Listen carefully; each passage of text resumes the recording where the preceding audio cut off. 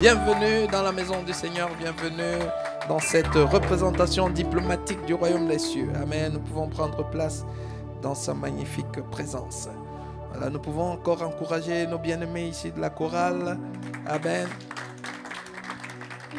Voilà, c'est vraiment pas, on prend rien pour acquis. On prend rien pour acquis. On doit rendre grâce en toutes choses. Même quand quelqu'un te donne juste un verre d'eau, bien-aimé, bénis le Seigneur, bénis le Seigneur, bénis le Seigneur, bénis le Seigneur. Et lorsque tu bénis le Seigneur, tu pries encore pour ne pas oublier, pour garder la mémoire. Amen. Parce que beaucoup d'entre nous, nous oublions très vite.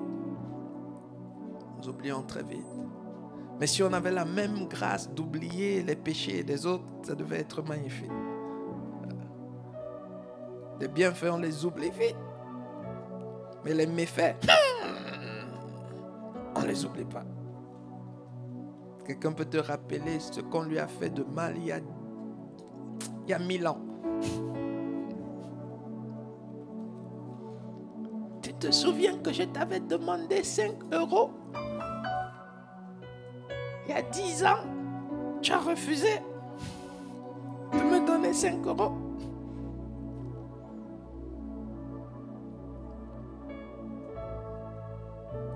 Mais nous refusons ce genre d'esprit. Amen.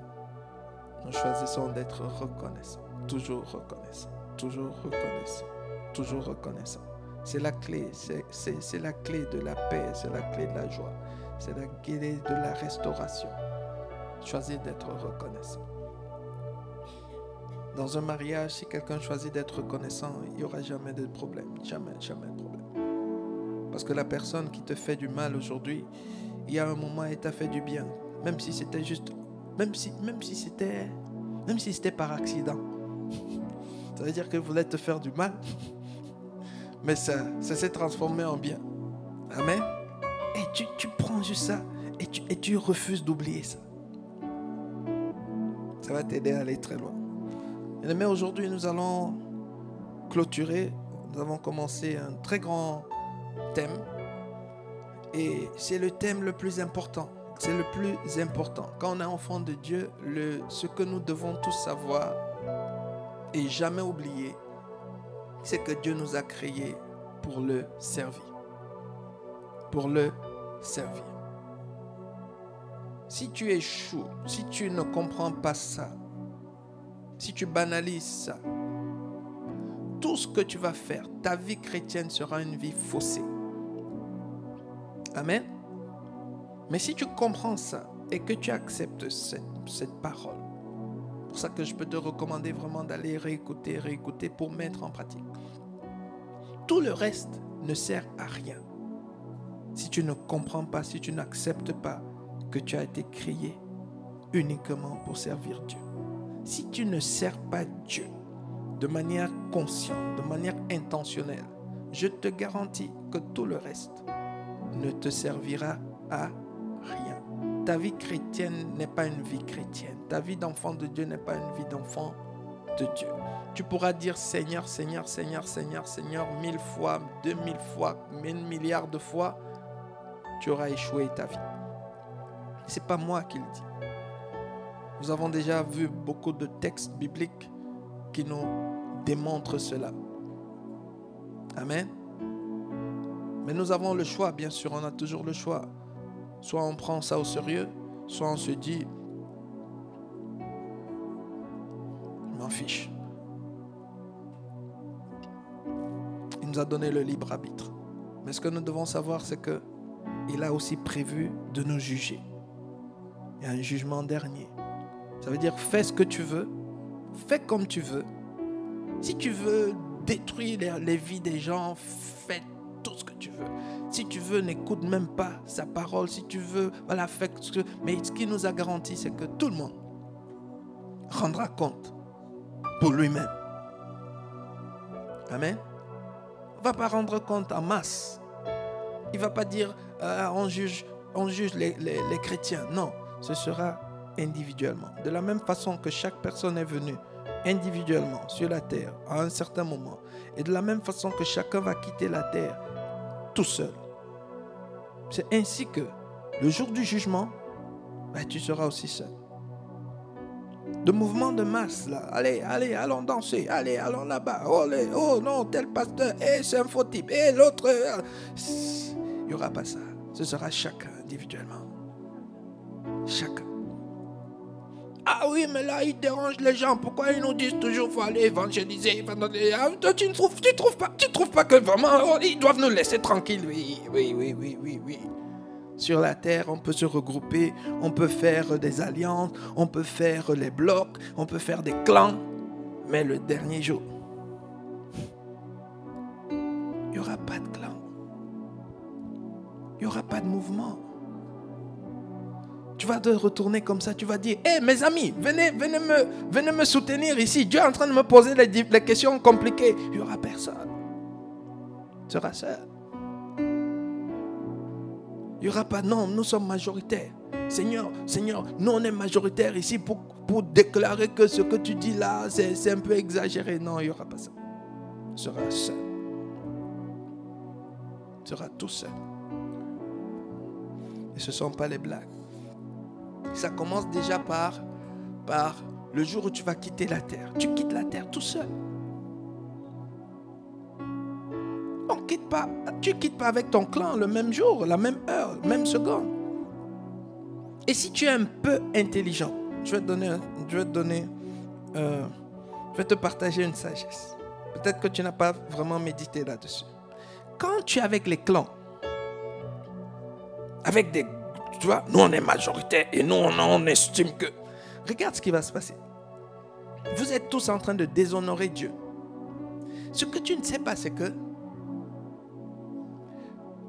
Dieu va peut-être te rappeler avant les autres. Même si vous mourrez le même jour. Imagine que toi tu meurs à 6 heures du matin. Tu vois? Eux, ils te voient mourir. Et puis ils se disent, peut-être ce qu'on nous disait à l'église là, peut-être c'est vrai. Eux, ils peuvent encore s'ajuster. Toi, t'es parti. Eux, ils peuvent encore être sauvés. Est-ce que quelqu'un comprend? Ça veut dire que vous n'étiez pas ensemble. Toi, t'es parti. T'as pas eu le temps. Et eux, ils t'ont vu partir et ils sont devenus sages. Ça veut dire qu'en fait, l'insensé, c'était qui? C'était toi. Et tu croyais que vous étiez ensemble. Vous n'étiez pas ensemble. T'es seul. Dis à ton voisin, tu es seul. La Bible dit que celui qui est sage, il est sage pour lui-même. Il est sage pour lui-même. Donc nous sommes nés pour servir Dieu.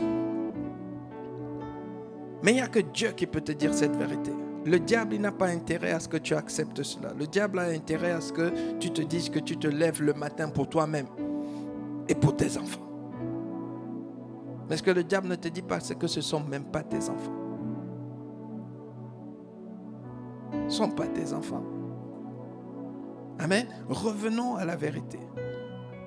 Le Seigneur nous a dit beaucoup de choses. Le Seigneur nous a montré que nous sommes placés dans nos familles pour le servir. Et le témoignage de notre sœur Stella aujourd'hui nous a démontré que c'est effectivement ça la volonté de Dieu. Imagine une seconde que Stella, c'était juste dire que voilà, elle s'occupe de ses affaires, elle s'occupe de ses affaires. Qui d'entre nous ici a même jeûné, a jeûné pour un membre de famille? Mais le Seigneur lui met à cœur, prends un jour de jeûne pour ce couple. Elle a pris un jour de jeûne pour ce couple. Et voilà des vies qui ont été sauvées. Et ce qu'il faut savoir, c'est que quand un couple comme cela est sauvé, c'est toute une nation qui est sauvée. Ça veut dire que ce sont leurs enfants, ce sont leurs amis, ce sont des connexions. Et qui sait, peut-être que l'homme ou la femme, c'est l'apôtre Paul. Et c'est lui, demain après-demain, qui va aller de ville en ville, de village en village pour sauver des personnes. Mais si elle avait dit, c'est pas mon affaire. Ça veut dire, c'est pas mon affaire. Seigneur, un jour de jeûne, non. Moi aujourd'hui, j'ai prévu de travailler et le travail il est dur. Si je travaille, il me faut manger, il me faut des forces. Elle a dit, je suis créée pour servir Dieu. Pour ça que ça marche. Mais nous bénissons le Seigneur pour cette église. Amen. Parce que, quoi qu'on dise, Dieu nous fait la grâce ici. Nous avons des hommes et des femmes ici qui servent Dieu. Mais, amen. Nous avons des hommes et des femmes ici qui sortent tous les jours. Je ne sais pas là où toi tu es, mais nous on sort ici. Bientôt. Non, même pas bientôt. C'est déjà le cas. Et les gars et dames, quand on nous voit à distance là-bas, on nous dit voilà les pères, voilà, ils sont là. Non, on nous reconnaît. On nous reconnaît. Et on nous respecte. Amen. Bientôt, on aura évangélisé tout envers soi. Ça veut dire que quand tu rencontres quelqu'un, il dit bientôt, tu vas te raconter quelqu'un, il va se sortir la carte de ICC. Donc, pour te dire qu'on est ensemble. Amen. Bon, est-ce que quelqu'un peut acclamer le Seigneur vraiment encore pour les 89? Je ne sais pas pour que tu imagines 89 âmes. Si on te dit 89 âmes ont été gagnées, imagine combien de personnes ont été évangélisées en une semaine. Ça veut dire que minimum 200 personnes, ont entendu parler de Christ ici. Pourquoi? Parce qu'il y a des hommes et des femmes qui ont dit, je suis né pour servir Dieu.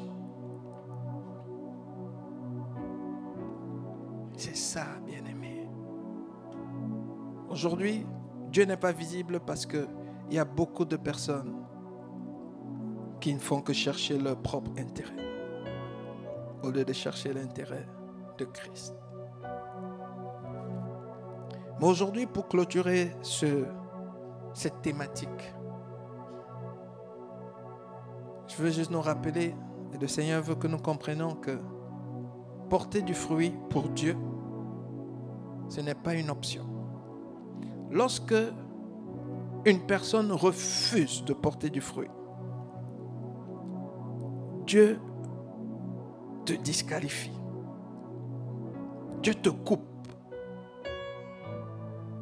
Ça veut dire que tu es mort vivant.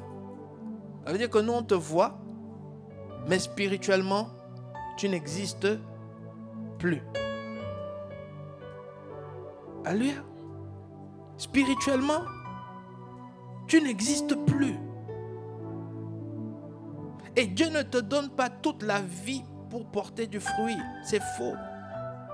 Il y a un délai pour porter du fruit.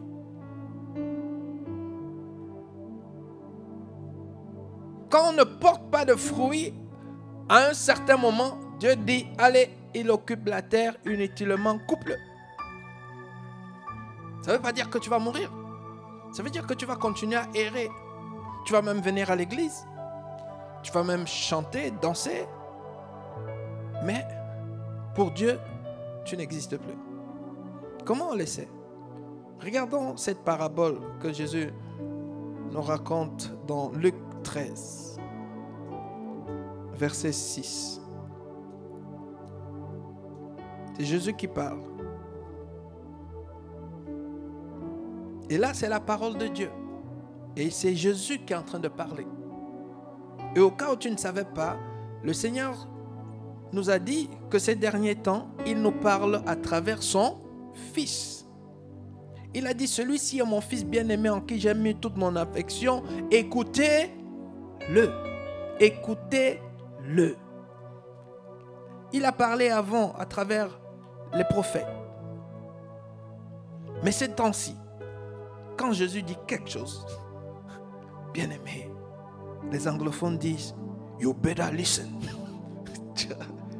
C'est-à-dire que c'est dans ton intérêt d'écouter. Et voici ce qu'il dit. Il dit aussi cette parabole. Un homme avait un figuier planté dans sa vigne. Il vint pour y chercher du fruit. Et il n'en trouva point. Ça veut dire que Dieu plante, il nous plante tous ici à Anvers. pour que nous puissions porter beaucoup de fruits. La première année, il vient, il n'y a rien. Il dit non, c'est pas grave, c'est juste la première année. Deuxième année, il vient, il n'y a rien. Troisième année, il vient, il trouve que non seulement il n'y a rien, mais ils sont en train de se disputer. Ils font que faire la guerre. Oui, t'as vu, t'as vu ce qu'elle m'a fait, t'as vu ce qu'il m'a fait, t'as vu ça. Oh, ça c'est pas normal, regarde ça. Il y a des églises comme ça. Ça veut dire qu'on n'est même pas au niveau d'aller porter du fruit. On est encore au niveau de la guerre. Alors quand il vient, à un certain moment, il ne voit toujours pas de fruits. Il coupe. C'est pour cela que tu vas voir certaines églises. Elles sont églises, mais Dieu n'est plus là. Dieu n'attend plus rien d'eux. Amen. Dieu n'attend plus, il n'attend plus rien d'eux. C'est là-bas où tu vas voir qu'il y a la fête tout le temps. C'est toujours la fête là-bas, c'est toujours les agapés là-bas, c'est toujours, voilà, toutes ces choses-là. On est toujours en train de danser, en train de chanter. Et pendant ce temps, les gens vont en enfer. Mais ils sont là, ils chantent, ils dansent. Et ils font les défis de costumes, ils font des défis des coiffures, ils font des défis des bijoux. Parfois même des défis des voitures. As-tu vu ma nouvelle voiture? Oh, surtout les sœurs alors. T'as vu? À mon anniversaire, il m'a offert. Ah bon, t'as offert? Dieu vous a coupé déjà. Non, vous voit alors que vous n'existez plus.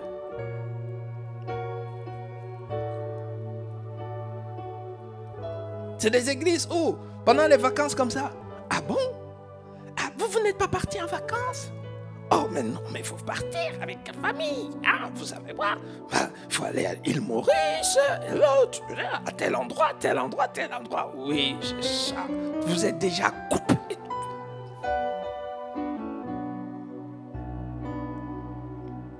Je ne suis pas en train de dire que les vacances, c'est mauvais. Vous voyez? Mais il faut qu'après avoir parlé évangélisation, après avoir parlé prière, après avoir parlé parole, et après, bon là maintenant tu peux peut-être parler vacances aussi.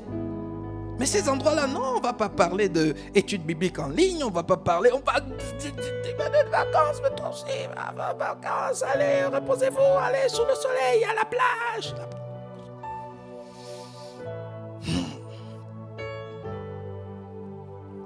Amen, on peut continuer. Il dit, il n'en trouva point. Verset 7. Alors, il dit au vigneron, voici 3 ans. 3 ans que je viens chercher du fruit dans cette maison, dans ce couple, dans la vie de telle personne, dans telle église. Il dit, je n'en trouve point. Et qu'est-ce qu'il dit? Il dit, coupe-le. Ah bon? Le Dieu qui est bon, miséricordieux. C'est Dieu, Dieu va dire, coupe-le. Oui, bien-aimé, coupe-le. C'est Dieu qui parle. C'est pour cela que l'apôtre Paul dit un jour, il dit, vous voulez juste considérer l'amour de Dieu, la bonté de Dieu. Mais vous oubliez de considérer la sévérité de Dieu. Paul dit qu'il faut être une personne qui connaît Dieu dans sa globalité. Quand tu choisis seulement de connaître le Dieu qui est bon, miséricordieux, et que tu oublies le Dieu qui dit coupe-le, tu es en danger. C'est le même Dieu aussi qui dit coupe-le. C'est le même Dieu qui dira aussi le dernier jour, il a dit, et toutes les boucs, il a dit, prends-les, jette-les dans le lac de feu qui a été préparé pour Satan et ses démons. C'est le même Dieu. C'est le même Dieu. C'est pour cela que Paul lui-même, l'apôtre Paul lui-même pouvait dire, je traite durement mon corps, je le maintiens assujetti de peur moi-même d'être rejeté. Bon, si Paul, qui a la révélation, qui sait qui est Dieu. Si Paul qui a eu les révélations au point d'écrire plus la moitié du Nouveau Testament, si Paul qui a été validé, qui a été accepté, agréé par Dieu, confirmé, si lui il a peur d'être rejeté, qui sommes-nous pour dire oh, il est bon, il est miséricordieux. Je fais ce que je veux comme je veux, mais j'entrerai quand même. Pourquoi? Parce que le sang a coulé pour moi. Parce que mon nom est écrit dans le livre de vie. Donc Paul, lui, son nom n'était pas écrit. Donc Paul, Jésus n'était pas mort pour lui. Donc Paul, lui, n'avait pas accepté Jésus comme son Seigneur et son Sauveur. Bien-aimés, faisons attention. Moi, en tant que berger, c'est mon devoir de dire ces choses. Parce que je dois faire ma part. Parce que Dieu aussi va me demander, est-ce que tu leur as dit? Je vais le dire, Seigneur, tu le sais.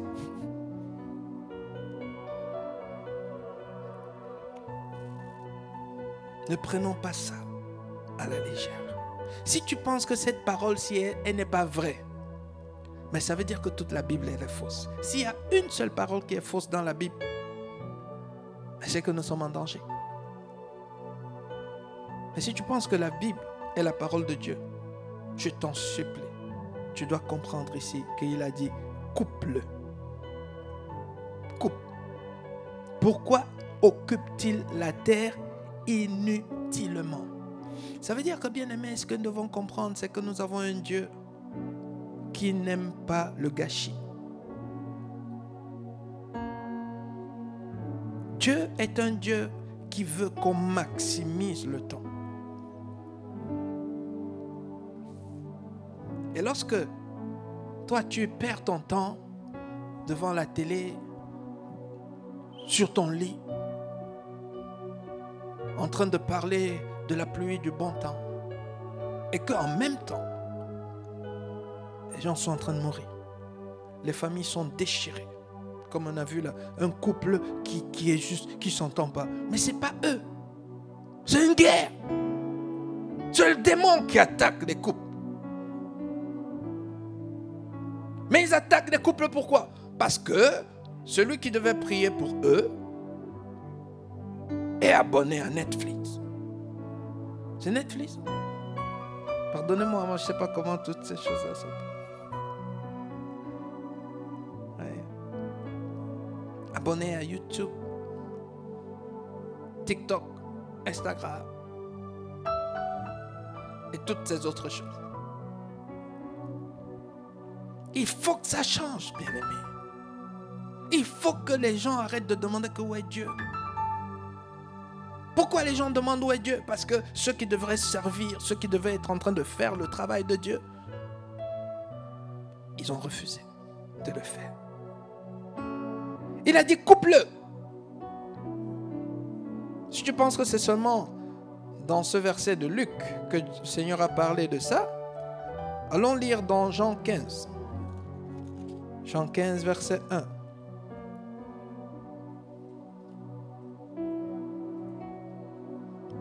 Peut-être que tu croyais que là, il était en train de parler des païens. Dans Jean 15, verset 1, il dit, je suis le vrai cep. Et mon père est le vigneron. On a vu tout à l'heure, non? Il a parlé du vigneron, non? Donc ici, c'est clair. Mon père est le vigneron. Verset 2. Tout sarment qui est en moi. Il ne parle pas des païens. Les païens ne sont pas en lui. Il parle de toi et moi qui sommes en lui. Ça veut dire que nous sommes nés de nouveau, n'est-ce pas? Nous sommes en Christ. C'est ce qu'on dit, non? Tout sarment qui est en moi.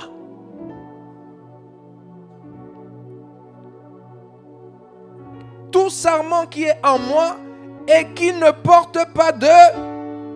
Ça veut dire que tu peux être en Jésus-Christ et refuser de porter de fruit. Tu peux être rempli du Saint-Esprit, comme beaucoup d'entre nous ici. Mais tu t'assois devant la télé avec le Saint-Esprit. Saint-Esprit dit, allons là-bas, allons travailler, allons travailler, allons travailler. Et tu dis, on va travailler. Allez, reste ici, Saint-Esprit. C'est toi qui deviens maintenant le maître du Saint-Esprit.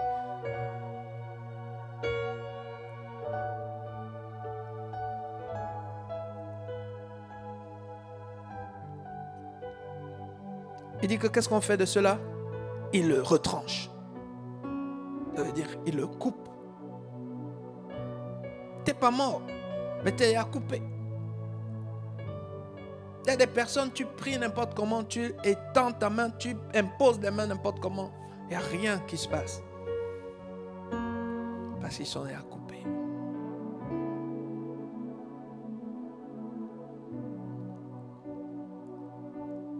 Amen. Vous voyez, dans l'Ancien Testament, il y avait des personnes comme Saül. Dieu l'avait coupé. Vous vous souvenez quand Dieu a coupé Saül et il a voulu le remplacer par David. Vous savez que Samuel a commencé à continuer à intercéder pour Saül, n'est-ce pas? Dieu lui a dit, tu perds ton temps. Je l'ai déjà coupé. Donc, Samuel, ton intercession là ne sert à... Et je vous dis, il y a des chrétiens qui sont coupés. Intercède pour lui n'importe comment. Rien ne va se passer. Pourquoi? Parce qu'on l'a coupé. Mais pourquoi on l'a coupé? Mais parce que pas de fruits. Pas de fruits.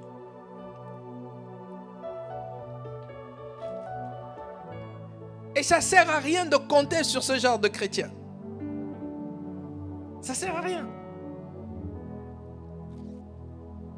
Bien-aimés, vous avez constaté, bon, je ne sais pas si tu constates, mais il n'y a que ceux-là qui servent Dieu vraiment de tout leur cœur qui ont constaté. Tu vas constater que parfois vous pouvez être nombreux. Ça veut dire qu'ils ont voulu être... Tu vois, il t'amène la fleur, il t'amène ceci, il fait ceci, il est présent, il fait ça. Mais il ne comprend pas comment il fait tout ça. Mais jusque-là, c'est peut-être même ça qui énerve la femme. C'est la grâce de Dieu qui fait qu'un couple fonctionne. C'est la grâce de Dieu qui fait qu'un enfant respecte ses parents, que l'enfant honore ses parents. Il y a des parents, ils ont tout fait pour leurs enfants et les enfants ne les aiment pas. Tu fais tout pour eux, mais ils te détestent. Parce que tu n'as aucun pouvoir. Ce n'est pas de ton ressort. Personne n'a la capacité de toucher le cœur de l'autre. Tu peux pas, tu vas faire comment?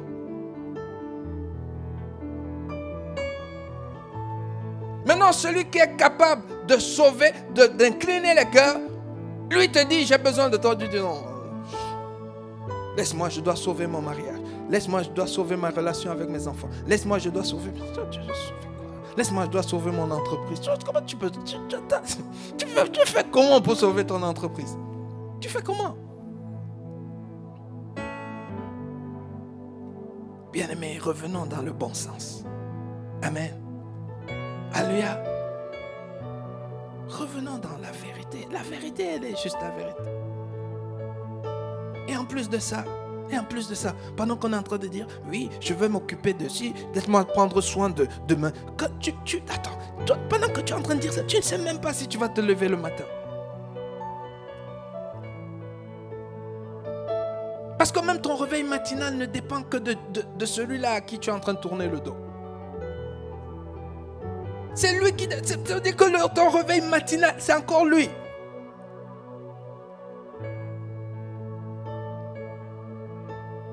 Le témoignage de notre sœur Priscilla.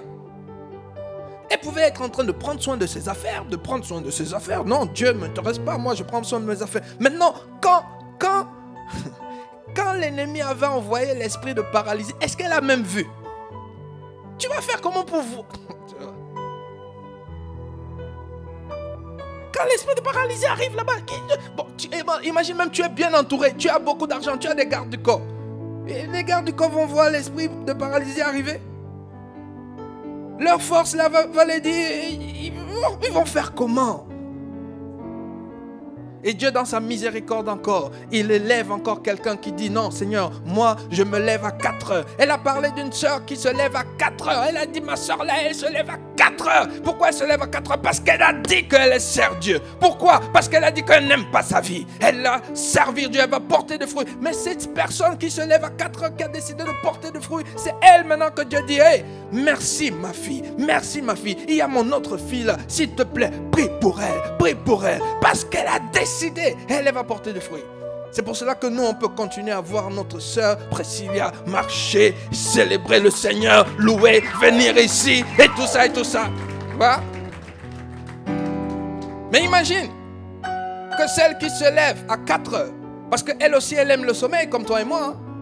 Ceux qui se lèvent à 4 heures, c'est pas parce que eux, ils ont l'esprit de réveil à 4 heures. Non. Nous tous qui nous réveillons à 4 heures, quand le soleil, quand l'alarme sonne là-bas, nous on dit d'abord aïe. Après on dit Seigneur, je te rends grâce que je suis en vie. Tu vois, non? Tu regardes pas que tu... mais nous tous on dit aïe.